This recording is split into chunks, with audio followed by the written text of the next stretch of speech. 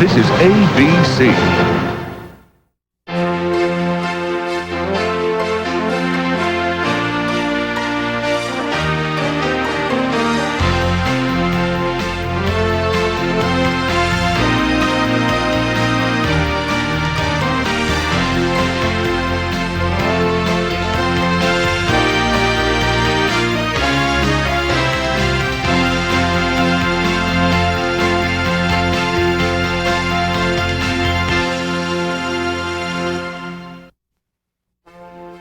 Building America Eye on Business is brought to you by Network MCI, Ernst & Young LLP, founders of the Entrepreneur of the Year Institute and Awards Program, the San Francisco Business Times, where Bay Area business comes first, and Silicon Valley Bank. Computer simulations have given us new vision. Simulators allow us to do everything from playing 18 holes at some of the best golf courses in the world to modeling scientific experiments. And these experiences let us learn quickly from our mistakes or successes. In manufacturing computer chips, the need to learn quickly and act on that knowledge is a major driving force in the industry. Simulators can dramatically cut R&D costs by reducing material costs and freeing the fab for revenue-generating production. That's why computer simulations are taking on a greater importance in developing the technology of tomorrow. Make a mistake cooking computer chips on a software model, and you'll learn rather painlessly how to change the recipe. Make a mistake on a real wafer fab line, and your company can lose several $1 million. In the PC industry, where product life cycles can be as short as 6 to 9 months, the ability of a semiconductor company to match up with that product life cycle and bring new products to market that fits with that life cycle, it becomes the basis on which they're successful for the next round of technology. If they miss one of those life cycles, potentially that goes to a competitor, and that competitor gets to market and it's off and running in the future. The virtual wafer fab is becoming a fact of life for chip companies making everything from microprocessors to custom chips. For one, simulations allow chip manufacturers to find out on the computer test bench what real-world process changes will do, freeing the actual fab from everything but confirming the simulation results.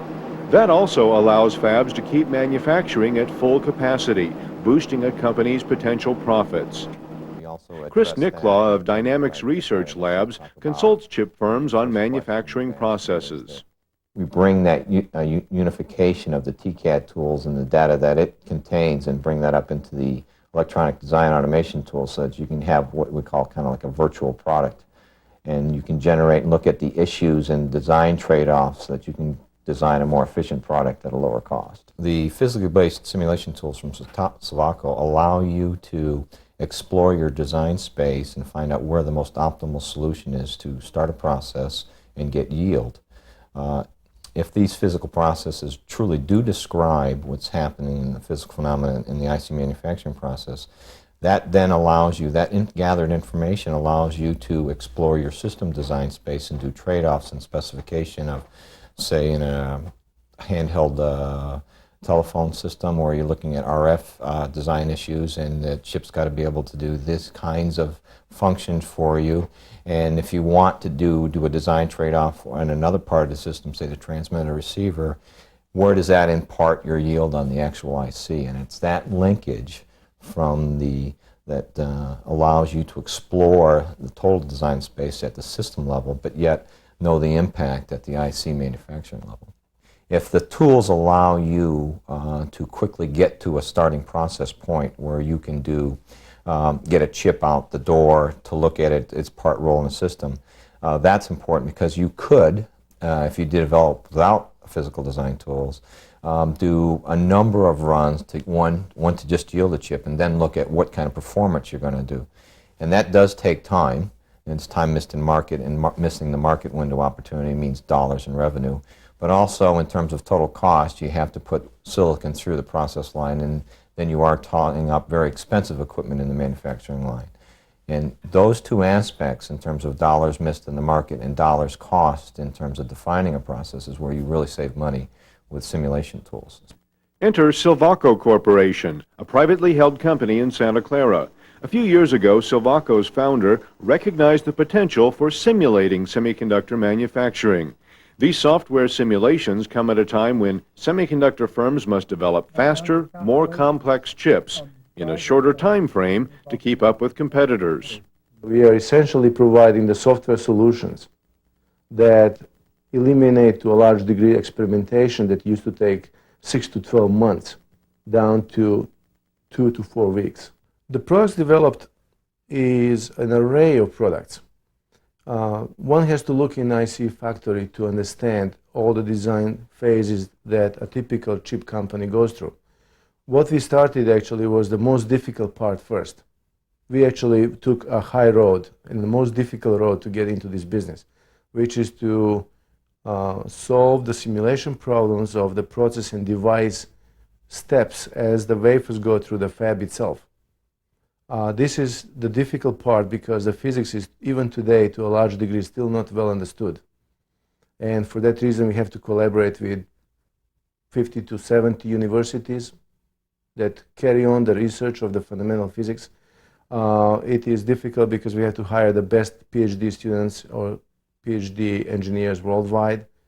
And to integrate process and device simulation as a first phase, because that to me is the biggest bottleneck today in the fab.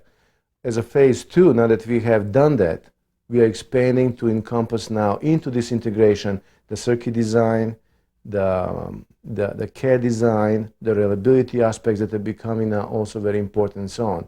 So today, an array of products, we offer maybe 25 to 30 different simulators tightly integrated into a very friendly solution.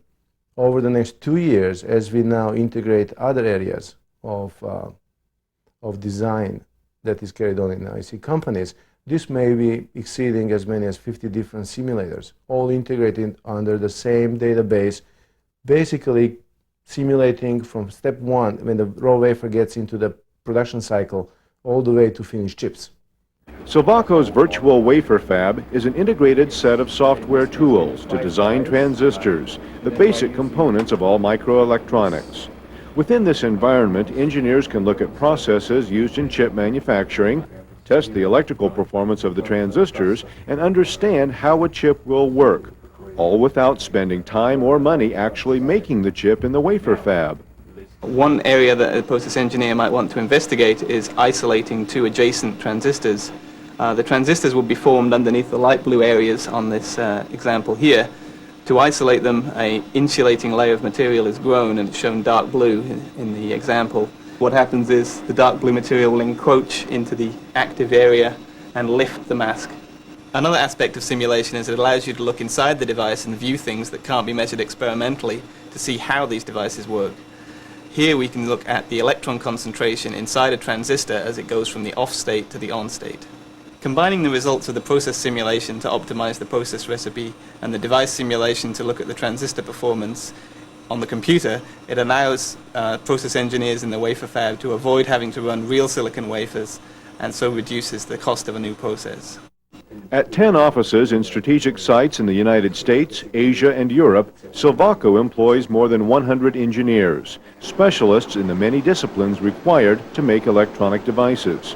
Silvaco is not alone in this high-end semiconductor simulations market, yet in the span of 6 years, this newcomer has claimed a market share of about 60% in the installed base of technology computer-aided design, or TCAD software. The tools are very complex, as I stressed. The physics are very, very complex, and to a large degree they're not well understood. There's a very limited number of people who can develop, create these kind of tools in order to lead the market. It's different when you have a creator versus, let's say, a user. There is very few people in the world and few university centers in Japan, Europe, and here in the States that develop and try to research the physics that really occur inside these complex devices. Since the number of people that understand and can create a product is so limited, that's the biggest bottleneck that we are facing today and we have faced for the past 10 years. Now that we're on a learning curve for almost 8-9 years now, we have amassed a tremendous intellectual property here that people cannot replicate just by putting money in. This knowledge is so unique and is so complex that even if somebody wants to put the money in, you can't just go off the street and hire engineers that actually can duplicate this kind of knowledge. So the barriers to entry are just formidable. Pesic started his company in a unique manner, without any venture capital. Since I was going to go into an area of high-tech, very unpredictable type, high technology, software development, I could not estimate if I could take company public in 5 years or 10 years. I have opened a body shop, which was the largest body shop in the Santa Clara area, and for 5 years, the body shop funded the company. Silvaco's biggest challenge is in keeping up with advancements in physics and chemistry, as computer chip design keeps hitting hurdles. To meet the challenge, the company keeps improving relationships with universities and firms doing leading-edge research in chip manufacturing. The semiconductor industry, which funds a lot of the basic research at universities, sees that research output from a number of universities be combined by the commercial vendors into a software package that's of use to the semiconductor industry. So it completes the full cycle of knowledge. When the models in these tools are used by the semiconductor industry, they're seen to provide an impact on the semiconductor industry. And these same TCAD tools are used in education. We can use them in the classroom to teach students how to understand and build and simulate integrated circuits, and that produces a much better engineer with a more rounded skill set. To solve this, we use a number of different iterative techniques. First of all, Supporting the notion that technology is only part of any company's success, education plays a key role. While as a company we've integrated these very complex tools into an easy-to-use and user-friendly environment, that's not enough for our customers. We've set up 10 offices worldwide staffed with support engineers. The offices are located close to semiconductor companies such that we can provide very quick support for them. In addition to coming on site, we actually run workshops at our facilities. Over the last 6 months, in 5 countries worldwide, we've run about 40 workshops. As next-generation microprocessors are developed, devices of amazing complexity, chip firms will need new generations of more sophisticated tools. The challenge will be to keep up with a flood of developments in semiconductor manufacturing and to model them in the virtual wafer fab. The virtual wafer fab is going to be an industry standard that will enable the companies to simulate every step of activity that occurs inside the company, whether it's in a wafer fab, whether it's outside in a test area, whether it's in a design area. So everybody can understand what impact each design change makes on overall performance of what they're designing.